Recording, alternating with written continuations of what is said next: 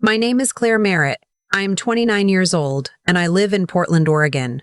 Most people get a phone call when their father dies. I got a text from my stepmother. Dad passed this morning. Arrangements are being made. Come Thursday, no, are you okay? No. I'm sorry. Just a time and an expectation. I sat in my car in the parking garage of the firm where I work, reading those 12 words 3 times, and I felt something crack open in my chest that I had spent years wiring shut. I drove 9 hours to get back to Medford. I didn't fly because I needed the road. I needed the yellow lines and the radio static and the dark sky pressing down on the highway to prepare me for what I was walking back into. My father's name was Dale Merritt. He built things for a living. Houses, decks, small commercial builds. He had calloused hands and a laugh that shook his whole chest, and a way of looking at you that made you feel like the only person in the room. He looked at my stepmother, Sandra, that way for about 3 years after they married. Then he stopped. He never looked at me that way at all, not after Sandra. I walked into that house on Thursday, and my stepsister Megan met me at the door. She was dressed like she was hosting a party. A cream blazer, pearls, a glass of white wine in her hand at 2 in the afternoon. She looked me up and down the way you look at a piece of furniture you're trying to decide whether to keep. You made it, she said. He was my father, I said. She smiled and stepped aside to let me in. The house was full of Sandra's people. Her sister, her book club friends, the neighbors she liked. My father's friends, the guys from the job sites, the lumberyard crew, the contractor who had worked with him for 15 years. They were clustered near the back door, like they'd been quietly ushered away from the center of things. I made my way to them. They hugged me. They said he talked about me all the time. I believed them, and it hurt more than if I hadn't. The reception went on for 2 hours. Sandra cried on cue whenever someone new walked in. Megan refilled her own wine glass 4 times. And then, near the end of the night, when the room had thinned out and I was standing by the fireplace, looking at an old photo of my dad on a job site, just him in a half-built frame and a sky full of clouds, Megan came and stood beside me. She had an envelope in her hand. Dad asked me to give you this, she said. Her voice was light, casual, the way you'd hand someone a birthday card. I took it. I opened it. Inside was a single index card. On it, in Megan's handwriting, "Not my father's," were the words. "Maybe it's time to move on. Some of us were always meant to stay." I looked up at her. She was smiling into her wine glass, watching me from the corner of her eye, waiting. The room hadn't gone quiet, but I felt it narrow. A few people near us had clocked the moment. I saw Sandra across the room, not looking at me, but too carefully not looking at me. I folded the card. I put it in my jacket pocket. I looked at Megan and said, "Thank you for the note." Then I walked to the kitchen, put my glass in the sink, picked up my overnight bag from the hallway, and drove to a motel 6 blocks away. I didn't cry in the parking lot. I sat with the engine running, and I thought about my father. And I thought about the look on Megan's face, and I thought about that index card. And underneath the grief and the humiliation, something cold and steady started to wake up in me. She had planned that. She had written it out ahead of time, folded it into an envelope, waited for the right moment in the right room. That wasn't impulse. That was a message, which meant there was something she was trying to get me to walk away from. My mother died when I was 7. Ovarian cancer, fast and quiet. I barely remember her face without the help of photographs. What I remember is the smell of her cardigan and the way she used to scratch my back when I couldn't sleep. My father grieved for 3 years. He was not a man who talked about feelings, but I could see it in the way he moved through the house. Slower, like every room had more gravity in it than it used to. He worked more. He cooked badly. He made sure I had what I needed and not much more than that, which I think was the most he had capacity for. I was 10 when he met Sandra. She was sharp and pretty, and she laughed at everything he said, and my father lit back up like someone had found a switch. I understood it, even then. I was glad for him. What I didn't understand was the rearrangement that followed. Sandra had Megan, who was 12, and already fully formed in the way that some kids are, certain of her place in any room, comfortable taking up space. When they moved in, Megan took the bigger bedroom. I was told mine was fine because I was smaller. Sandra redecorated the living room and packed my mother's lamp into a box in the garage without asking. She signed me up for a different school bus route so Megan and I wouldn't have to ride together. These were small things. Each one individually was explainable. Together, they formed a pattern. My father didn't see the pattern. Or maybe he saw it and didn't know how to address it without unraveling something he needed to hold together. He was not a conflict person. He showed love through action, through fixing things, building things, driving me to swim practice at 6 in the morning without complaint. But when Sandra was in the room, his attention went to Sandra. That was just the physics of it. I remember the morning of my junior prom. My father had promised weeks earlier that he'd be home in time to take pictures before I left. He'd said it seriously, made eye contact, the way he did when he meant something. I believed him. I spent 45 minutes getting ready. I sat on the front steps in my dress at 6:15 with my phone in my lap, watching the driveway. Sandra appeared in the doorway at 6:30.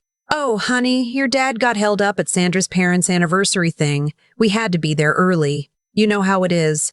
I drove myself to prom. I smiled in every photo.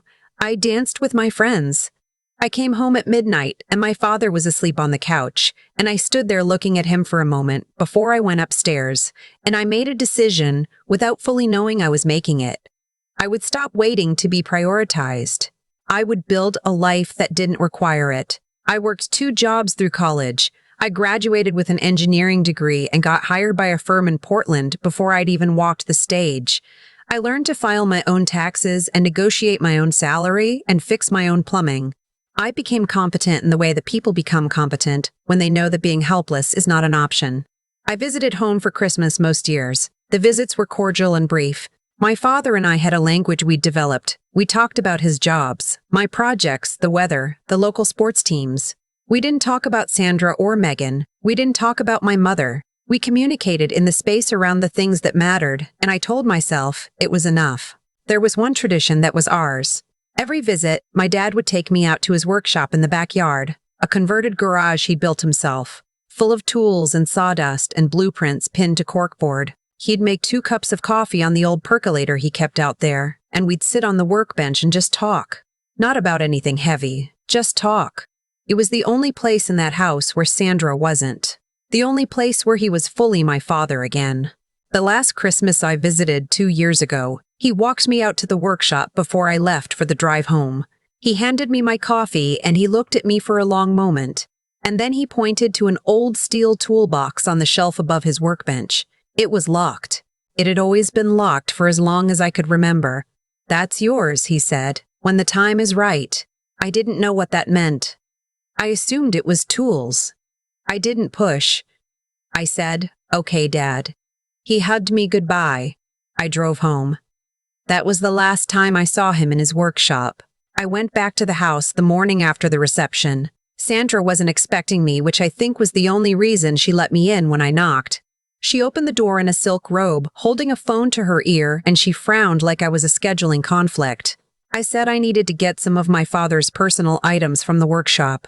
She said the estate wasn't settled yet, and I shouldn't be moving anything.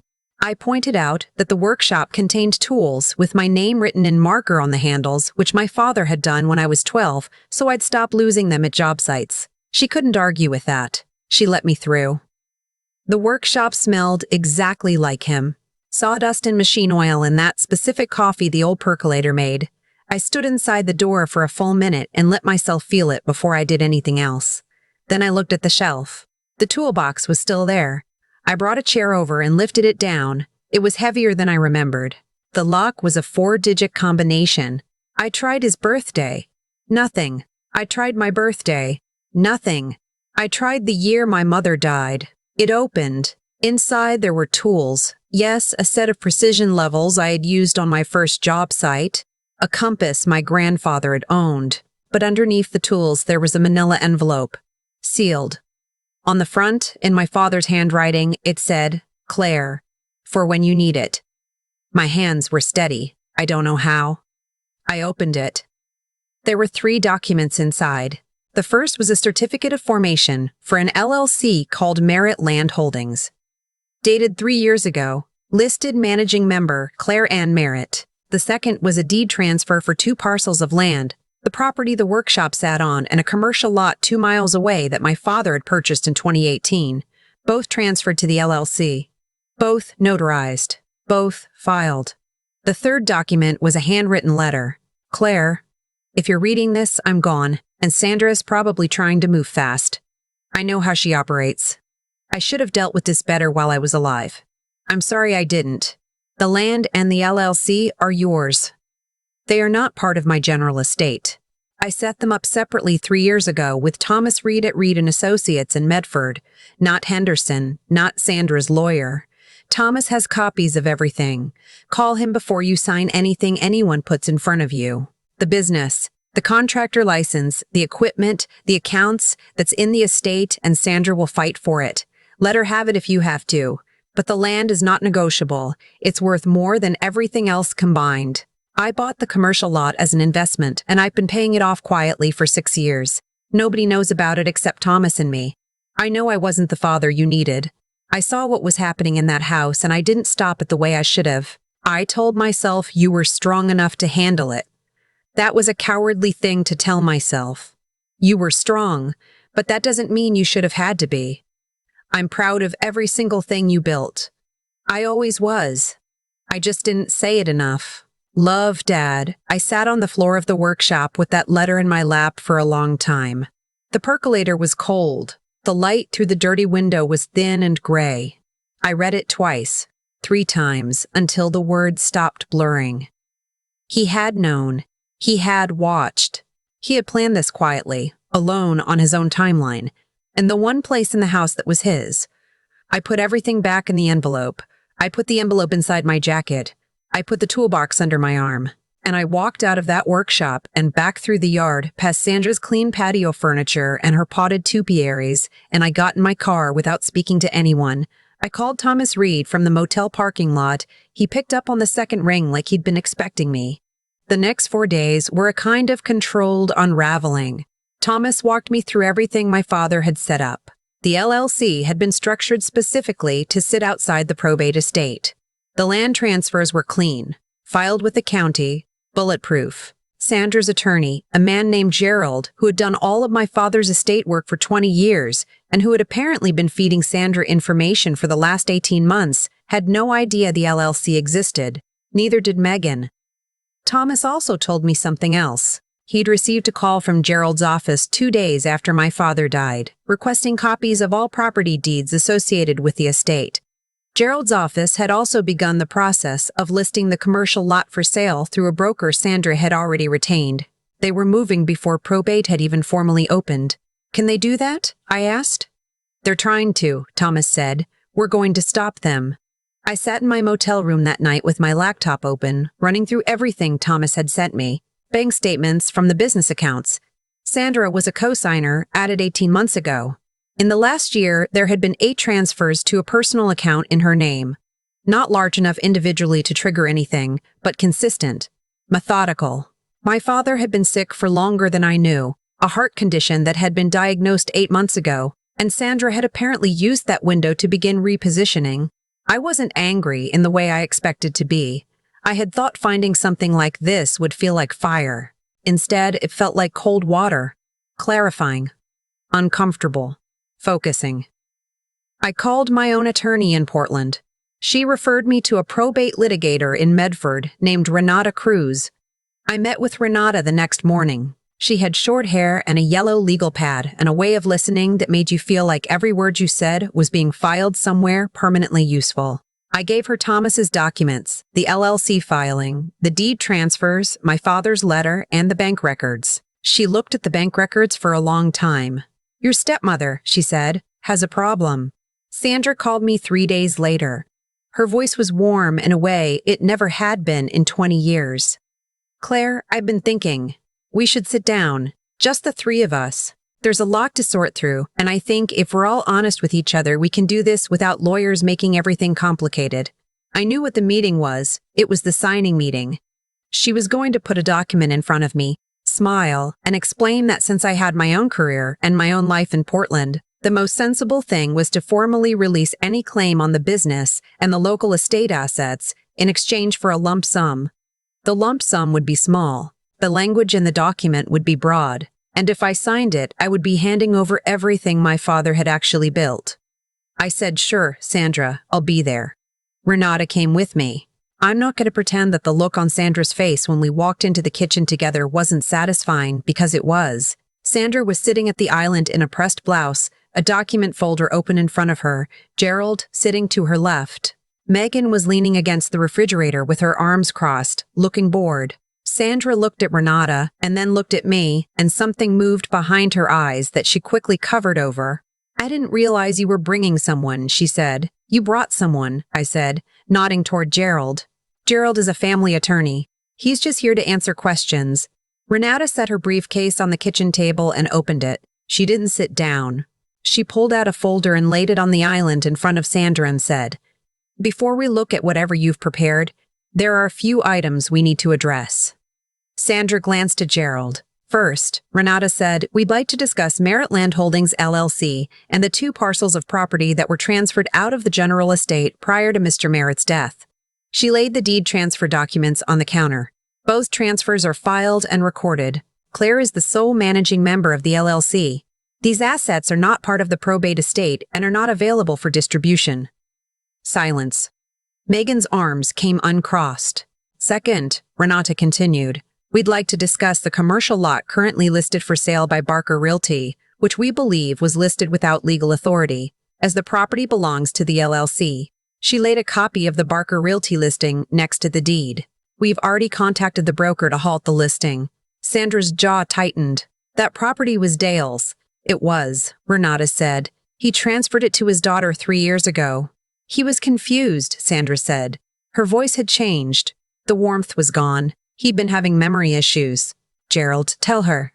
Gerald opened his mouth. Renata spoke first. "The transfers were notarized, witnessed, and filed with the county. There's no legal basis for a competency challenge on documentation that predates any diagnosis by 2 years. I'd recommend against pursuing that line." She looked at Gerald in the flat, professional way that meant, "and you know it." Gerald looked at the documents. He said nothing. "And third," Renata said, "we need to discuss 8 transfers from the Merritt Construction business account to a personal account in Sandra's name, totaling approximately $41,000 over the past 14 months. She laid the bank statements on the counter. "These transfers occurred after Mr. Merritt was diagnosed with a cardiac condition and during a period when his capacity to monitor the accounts was diminished. We are prepared to characterize these as improper withdrawals from a jointly held business account." Sandra stood up. "That was household money." "Dale knew? Did he authorize each transfer in writing?" Sandra stopped. "Because if he didn't," Renata said, "and given that the business is an asset of the estate, those funds would need to be returned before any distribution is made. Otherwise, we're looking at a civil claim against you personally for the amount plus interest." The kitchen was very quiet. The refrigerator hummed. Megan was staring at her mother with an expression I had never seen on her face before, something between confusion and the beginning of fear. Sandra sat back down slowly. She looked at the folder she'd prepared, the document she'd planned to put in front of me. She looked at it like it was a prop from a play that had just been canceled. "What do you want?" she finally said. Her voice was flat. "I had thought about this. I had thought about it for 4 days in a motel room, walking through it from every angle. And I had decided that what I wanted was not to burn anything down. My father had built something real. The business had his name on it. The equipment had his hands on it. But I also knew that Sandra could not be trusted with it. I spoke for the first time in 20 minutes. The LLC and the land are mine. That's not negotiable, and it's not something we need to discuss." I looked at her steadily. "For the business, the license, the equipment, the contracts, I'm willing to allow the estate to proceed normally. You'll get your share of what's left after the accounts are reconciled and the transfers are returned. You're taking $41,000 from me." "Dad's estate is taking $41,000, I said. "That estate includes both of us." She made a sound that was almost a laugh. "You're going to be very disappointed, Claire. The business is barely worth anything. The equipment is old. There's debt." "I know," I said. "I read the financials." She stared at me. "I'm not taking the business, Sandra. I don't want it." I picked up my purse. "What I want is for the land to be transferred cleanly, the accounts to be reconciled, and Gerald to close the Barker Realty listing today." I looked at Gerald. Today, Gerald nodded. It was small and quick, and it told me everything I needed to know about whose side he'd been on. I walked out of that kitchen. Renata followed me. Megan didn't say a word as I passed her. She looked like someone had pulled a load-bearing wall out of a building she'd been living in, and she was just now noticing the ceiling. I didn't feel triumphant. I felt tired and clear and very far from home. There was one more thing. A week later, while Renata was finishing the paperwork on the LLC transfer, I went back to the workshop one final time to collect my grandfather's compass. Sandra had stopped contesting access. The energy had gone out of her, at least for now. I was packing the compass in bubble wrap when I noticed the old tablet on the shelf beside the percolator. My father had used it to pull up blueprints on job sites. It was dusty, barely charged. I plugged it in out of habit more than intention. It powered on. The screen was cracked. There were 17 apps, most of them construction-related, and one video file saved to the camera roll dated 14 months ago. The file name was just my name. I sat down on the workbench and pressed play. My father's face filled the screen. He was sitting exactly where I was sitting. The workshop looked the same behind him. He was wearing his blue flannel shirt, the one he wore every Saturday. He looked tired, but steady. "Claire," he said, "if you found this, you found the toolbox, which means Thomas already told you everything, so I'm not going to explain it again." He rubbed the back of his neck. "I just wanted to tell you some things I wasn't good at saying in person." He was quiet for a moment. "I watched you graduate," he said.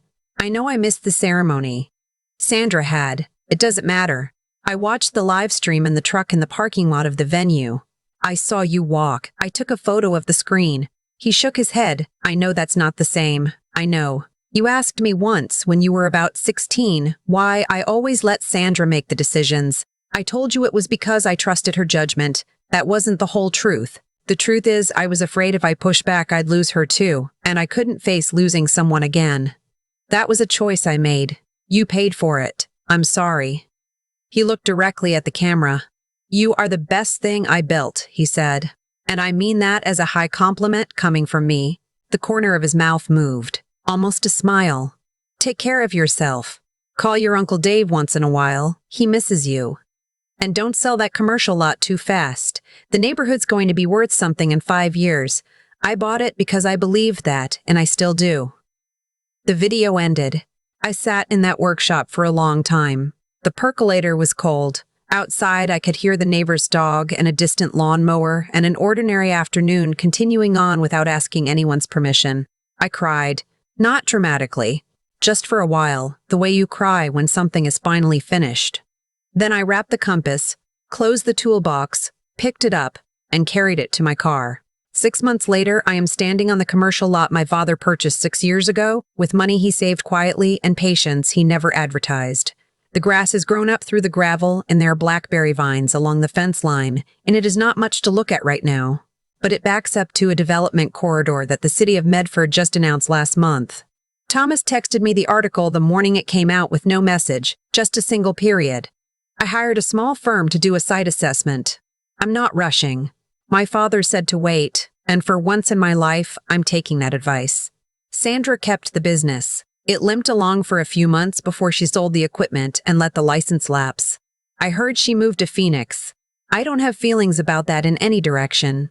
Megan, I haven't spoken to since the kitchen. She sent one text. 3 months ago, I didn't know about the accounts. Mom didn't tell me everything. I read it twice. I haven't responded yet. I'm not sure I will. That's a door I'm leaving at exactly the width it's at right now.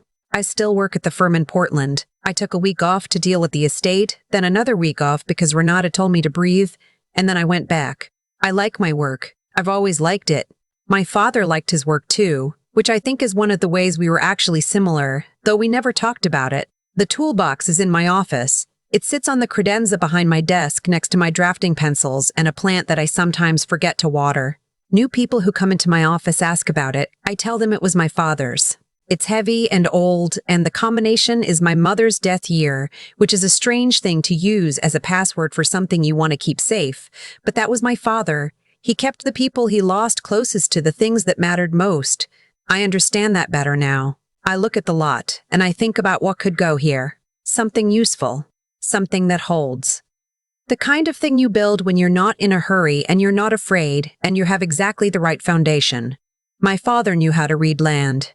He used to say that before you build anything, you have to understand what the ground is actually made of, not what it looks like on the surface, not what someone tells you it's worth, what it actually is underneath when you test it.